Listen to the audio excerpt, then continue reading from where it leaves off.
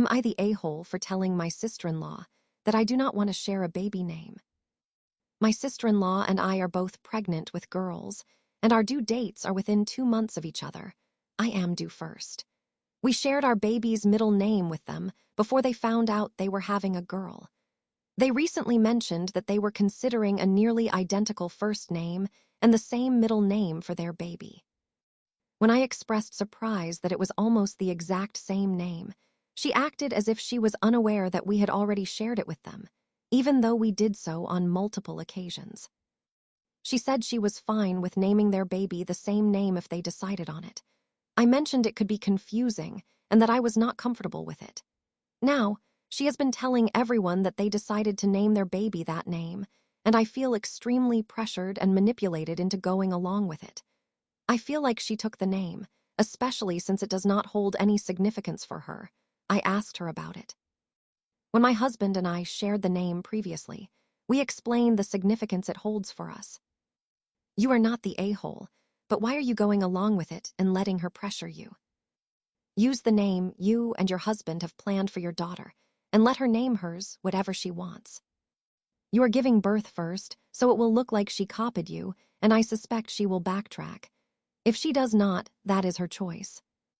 Am I the a-hole for telling my sibling I am not babysitting again? I am a mom of a toddler. Since becoming a mom, it is kind of difficult for me to manage more than just my child right now due to my mental health state. I am super stressed from being in school, working full-time, and being a single mom. All of my siblings had their children before I did, and I watched them throughout my whole childhood and teenage years because I am the youngest.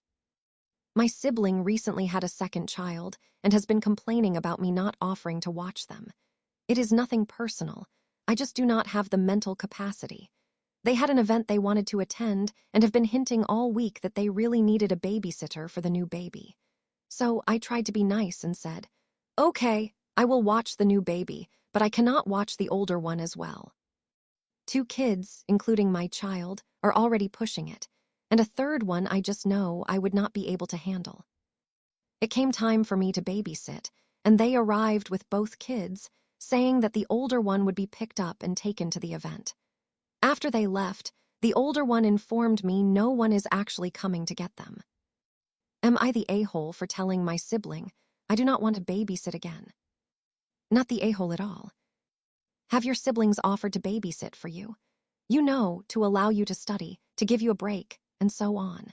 It sounds to me like they are acting entitled to your service and time and are not willing to reciprocate. Tell them you cannot agree to babysit for them anymore until they prove that they are willing to provide as much time babysitting for you, and they need to do it for you before you sit for them again. Am I the a-hole for not allowing my roommate's boyfriend to use my car, even though it resulted in him missing a job interview? So I, 25-year-old female, share an apartment with my roommate Jess, 24-year-old female. We generally get along okay, but she started dating this guy Kyle a few months ago, and he has been around constantly. He does not live here officially, but he is here 5 to 6 nights a week, eats our food, uses our stuff, and never really contributes to anything. It is annoying, but I have tolerated it to keep the peace. I own a car, which I use for work, errands, and occasional weekend trips. Jess does not have a car, and neither does Kyle. Last week, Kyle asked me at the very last minute if he could borrow my car to drive to a job interview.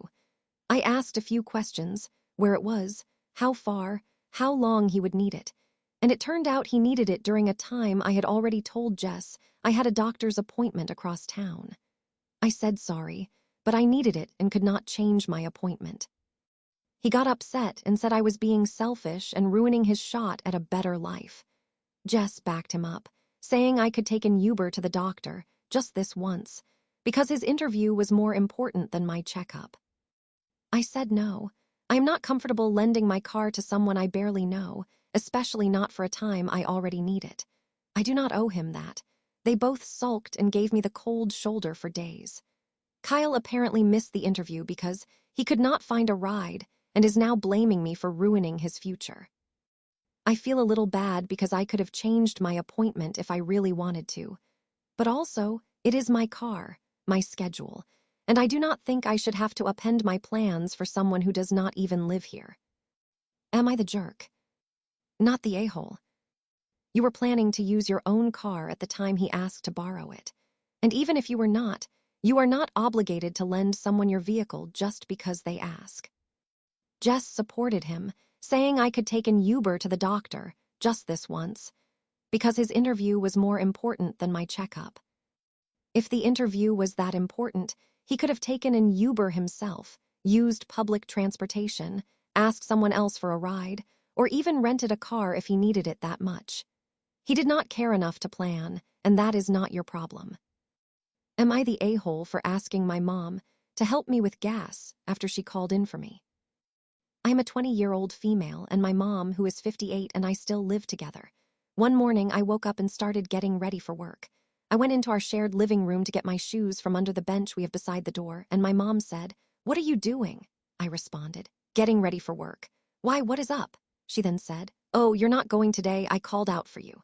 I thought she was kidding and kind of laughed while putting my shoes on.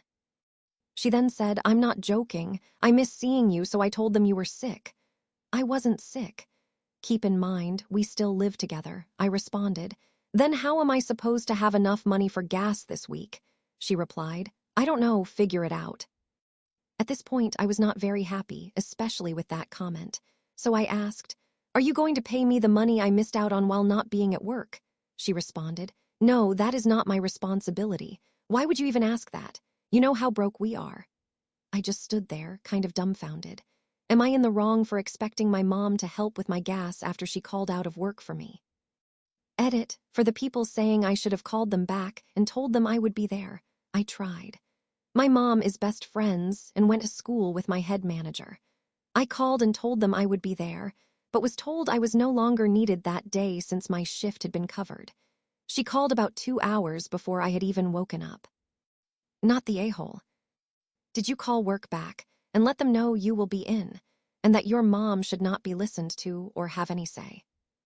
Am I the a-hole for removing access to certain things for my roommate who refuses to pay rent? I am the only one on the lease and the head of the household. I take care of all the bills, including the late fees when my roommates are late or just refuse to pay. I have a roommate who moved in last August to help with rent and other bills. It is now April of the following year, and she has not made any payments towards rent. She has 3 children between the ages of 3 and 8 with 2 different fathers. I am often not made aware when they are coming to visit, despite being told that she needs to inform me beforehand. She only has the youngest child full-time. She lost her job shortly after moving in and has since refused to get another one, stating that she cannot work and take care of them. In October, I gave her a 30-day notice which included a forgiveness for past due rent as long as she left. After the 30 days, she stated that she was not going to leave and that I could not make her because she has been there long enough. At that point, it was only a couple of months. Since then, these are the following actions that have been taken, which she has complained about to our other roommate who used to be her friend. He stopped when her actions threatened his housing. Removing access to our Wi-Fi. She stated, "I saw this coming, but this affects the kids. What are they going to do now?" Removing all the dishes and kitchenware. We paid for them, and whenever she did the dishes, or had her oldest do them, there would still be food and grease on them, and I would have to wash them again before even using them. Removal of the microwave after telling her multiple times to keep it clean, especially after her children use it. It was often disgusting and now hardly works. She eventually got her own plates and microwave in her room. We thought about locking the refrigerator and freezer as our food has gone missing multiple times. We also considered installing cameras in our rooms as some small items have gone missing. Since her refusal to move out, she has been banned from Dollar General due to theft, refused to find work or follow the rules, has more than tripled our electricity bill, which was $30 prior to her moving in and almost $200 in the winter. She will not contribute to anything, and we had to have a 4th roommate move in, which we do not have the space for, just to cover her rent. My landlord is aware and refuses to take action.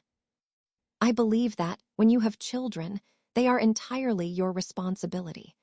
They are also the only reason I did not take further actions to have her removed in the winter.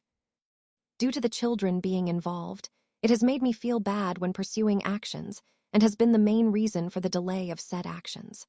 However, they cannot be used as a crutch to guilt-trip people into allowing you to do whatever you want.